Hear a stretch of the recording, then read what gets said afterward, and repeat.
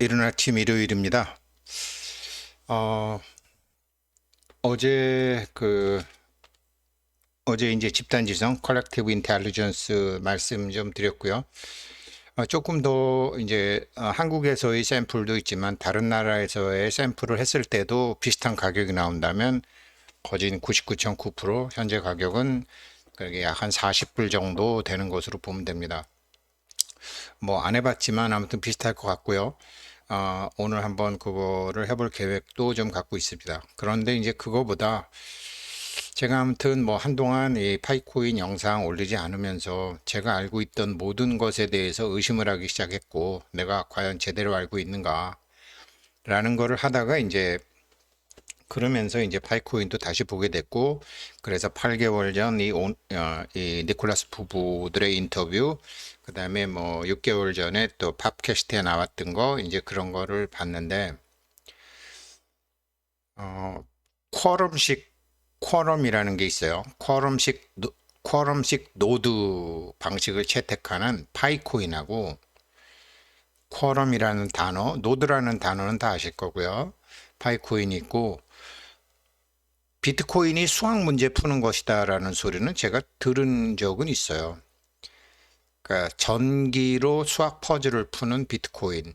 이게 뭐 작업 증명이니 뭐 비잔틴 합이니 그런 말들이 있잖아요. 이제 제가 이런 거를 다시 한번 설명드리는 이유는 누군가를 납득을 시키려면 자기가 자기를 먼저 가르쳐야 되잖아요. 근데 이제 젊은 분들이야 뭐 그냥 따다다닥 알 수 있지만 제 또래나 이렇게 어, 잘 모르죠.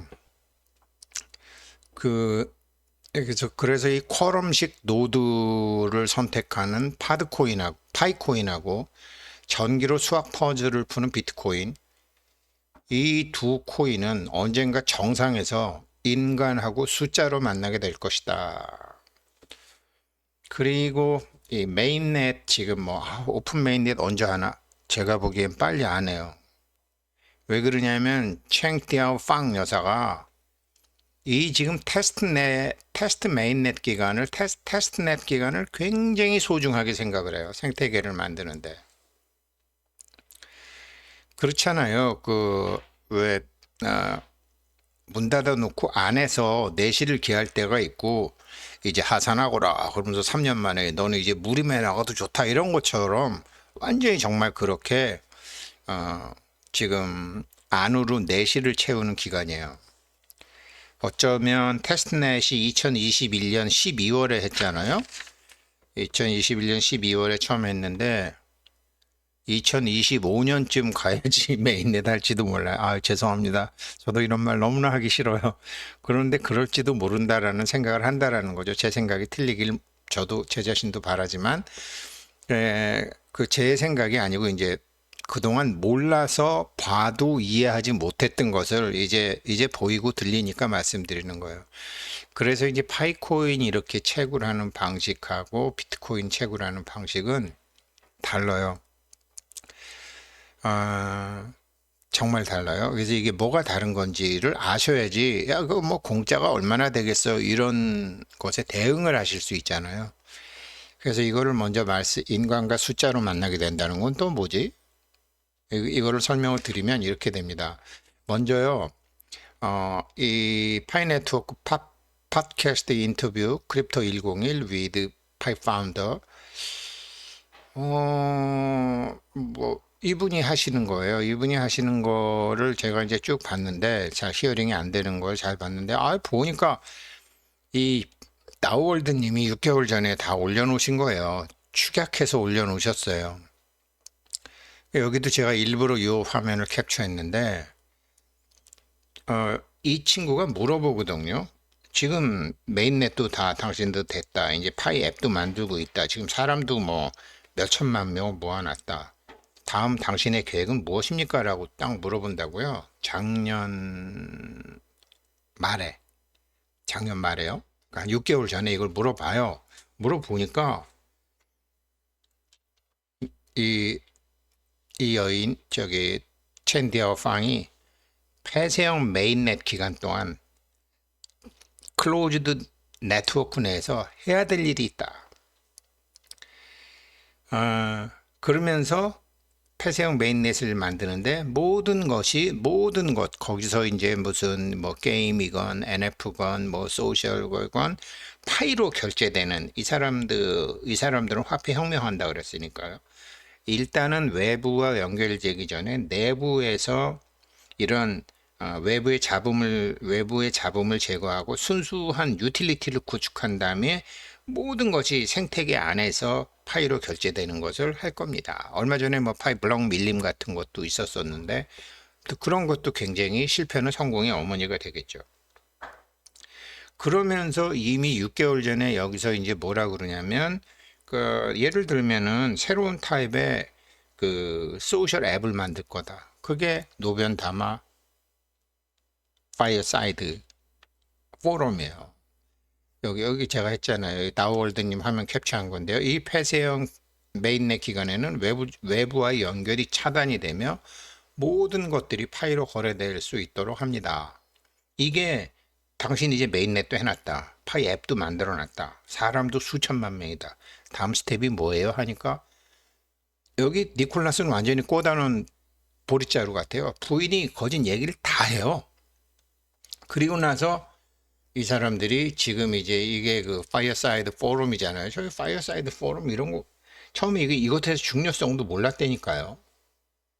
그러면서 지금 이제 이것에 대한 것을 얼마 전에 내놨고 지금 하고 있는 거잖아요. 그러니까 이 사람들 너넨 정말 계획이 있었구나.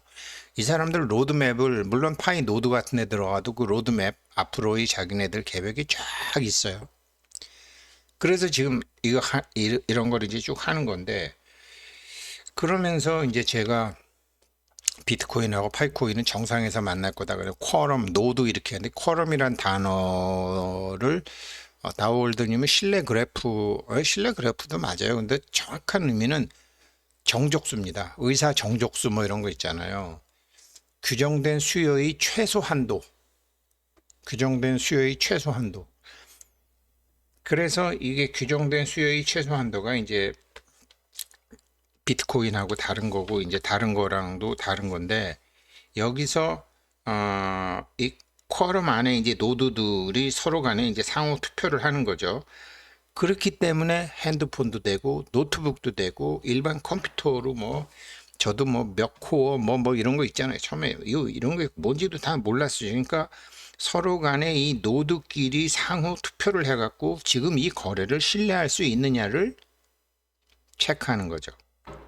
이게 이제 이게 작업 증명 방식의 비트코인하고 정말 차이가 나는 거죠.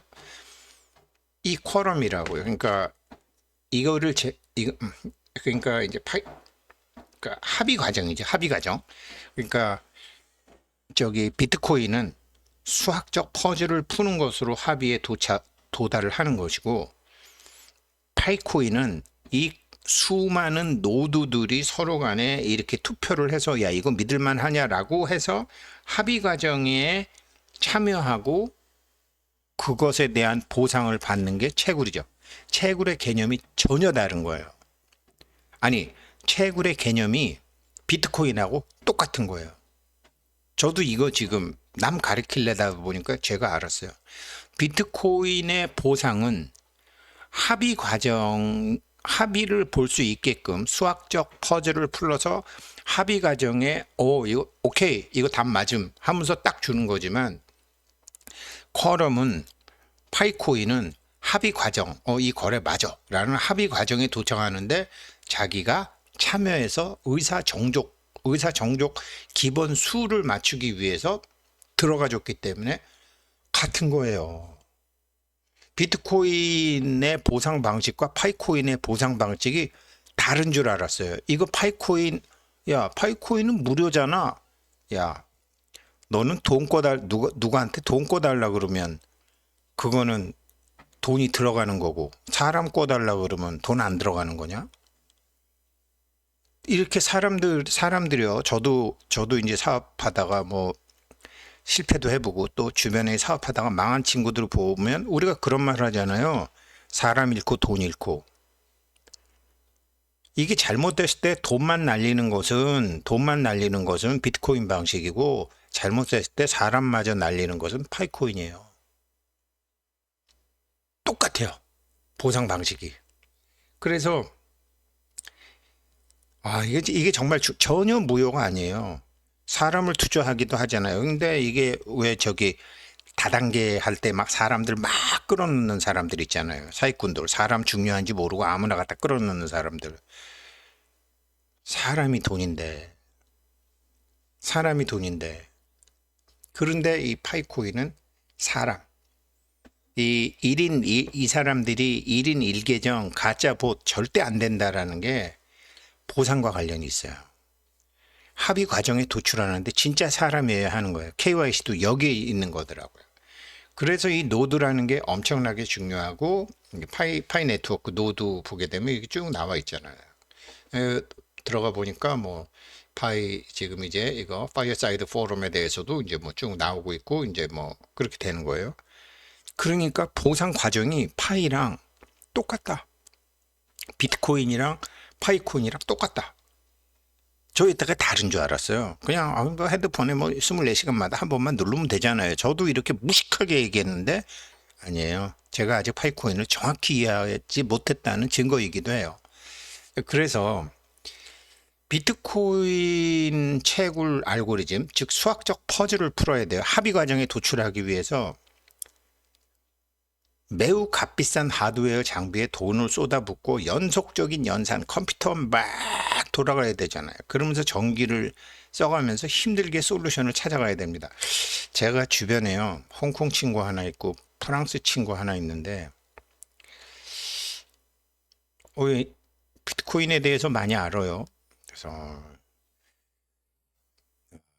많이 알아요. 그래서 내가 얘네들 비트코인으로 뭐 부자가 됐는지 안 됐는지 뭐 원래 둘 다 돈이 있었기 때문에 잘 모르겠어요. 근데 두 명의 공통점은 비트코인을 굉장히 사랑하고 수학으로는 천재라는 소리를 듣던 사람들이에요. 둘 다. 아마 우리나라도 뭐죠? 수포자라는 말 했잖아요. 수학 포기자. 비트코인이 수학 문제를 풀어야 되는 거래. 그러면 보상해 준대. 이 말에 걸려서 애시당초 지가 풀어야 되는 건 줄 알고 접근 안 한 사람들도 많을 거예요. 사실은 컴퓨터로 푸는 건데. 그러니까 돈도 쏟아붓고 연속적인 연산도 들어가고 전기 에너지도 들어가고 해서 힘들게 솔루션을 찾아가는 게 이게 비트코인 방식이라고요. 그런데 이렇게 하는 거죠. 그러니까 네트워크 서버가 있고 이게 답이냐 아니냐 이게 반도체처럼 0이냐 1이냐 0이냐 1이냐 0이냐 1이냐 하면서 이렇게 해서 수학적인 퍼즐을 완성이 되면 정답 그러면은 보상을 해준다라는 거죠. 이렇게 그러니까 저 홍콩 친구나 프랑스 친구나 전부 다 얘네들 수학 천재들이거든요. 그 자식들이 자꾸 뭐 어쩌고 저쩌고 얘기하면 우리는 또 수학 컴플렉스가 있는 사람들이잖아요. 그래갖고 이 비트코인이 일반인과 멀어졌는데 파이코인은 전혀 달라요. 파이코인은 그 FBA 방식, 그러니까 페더레이트 비잔틴 합의라는 건데 비잔틴 동의는 어떤 합의 참여 조건이 없다. 왜 그러냐면 쿼럼, 의사 정족수만 채워주면 되니까.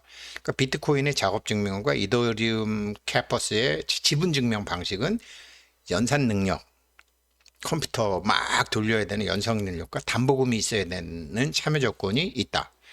근데 물론 이제 이더리움이 이거 개선했죠. 그런데 파이코인의 연합 비잔틴 합의는 그와 상반된 모습을 보여주며 네트워크에 참여하는 노드라면 네트워크에 기여할 수 있는 하나의 시민, 서울 시민, 부산 시민, 광주 시민, 대전 시민처럼 노드로 인정이 되어서 각 노드는 한 표를 받게 된다. 각 노드들은 각자의 성능과 상관없이 스텔라 합의 과정에 참여하여 하나의 연방을 이루게 된다. 그러니까 합의 과정을 도출하는데 한 사람은 수학적으로 퍼즐을 맞춰서 합의 과정에 도출을 하는 게 비트코인 방식이고, 왜 제가 어제도 저기 집단 지성 얘기했잖아요. 한 명일 때와 10명일 때와 100명일 때와 이게 800명이 되니까 이게 정답이 딱 나오더라. 그러니까 지금 한국에 이제 스토어에 가입해진 그분들이 이제 200 몇 개, 300개 좀 안 되는 거니까 0.2% 정도의 이게 오차 견해, 직견, 인식에 대한 오차가 있더라. 그런데 그래서 이제 쿼럼 서버가 이렇게 돼서 이게 합의 과정에 의해서 이제 이게 뭐 계속 이거 하는 거죠. 이런 과정에서 노드 밀림도 나왔을 거예요. 그래서 제가 이제 뭐 한자로 된 것이기 때문에 설명드리기는 조금 어려운데요. 한자로 그 인간과 숫자로 만나게 된다는 게 뭐냐면 산수 한자로 하게 되면 산수 비유 소불 능급이라는 뭐 제가 좋아하는 책의 어떤 구절이에요.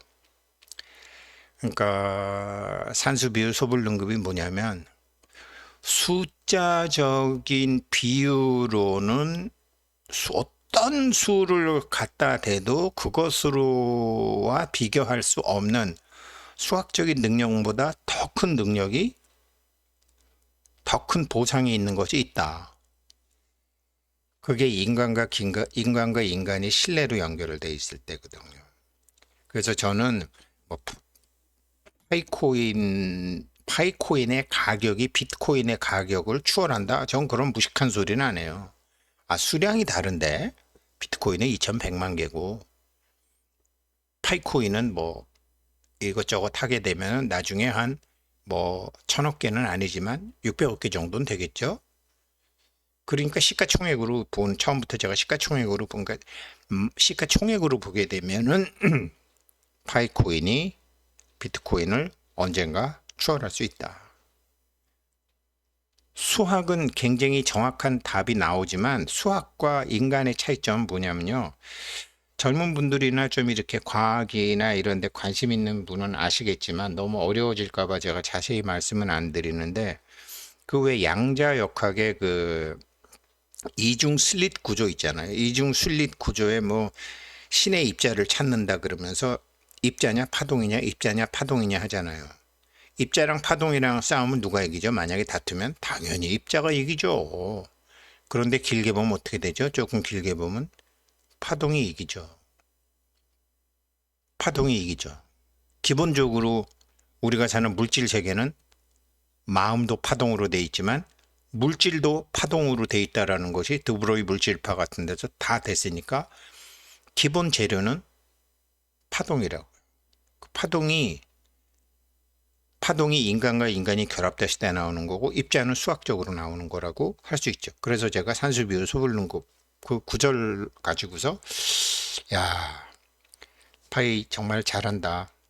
이 사람들이 끝까지 그렇게 욕심을 안 내고 지금처럼 한다면 정말 대단히 괜찮은 사람들을 만난 것이다. 이게 다우월드님이 축약을 해서 안고를 만들었어요. 근데 쿼럼을 이제 신뢰 그래프라고 하셨던데 그것도 맞아요. 근데 그것도 한 12,000명밖에 안 됐어요. 본 사람이 별로 없더라고요. 굉장히 중요한 건데 물론 저도 중요한지 몰랐어요. 그래서 정말로 파이네트워크 하시는 분들 이게 비트코인하고 다르지 않다. 보상 방식이 똑같다. 합의 과정에 사람이 참여하느냐 수학 문제를 푸는 것으로 참여하느냐 차이지 어디 파이코인은 공짜로 하는 거잖아. 그러면 너는 어떻게 껍데기만 알고 속은 모르냐? 야 일로 와봐. 그러면서 가르쳐 주시든지 안 그러면 너는 그냥 먹고 살아라 라고 버리든지 보상의 전제 조건인 합의 과정 도출 똑같아요. 감사합니다. 즐거운 일요일 되시기 바라겠습니다.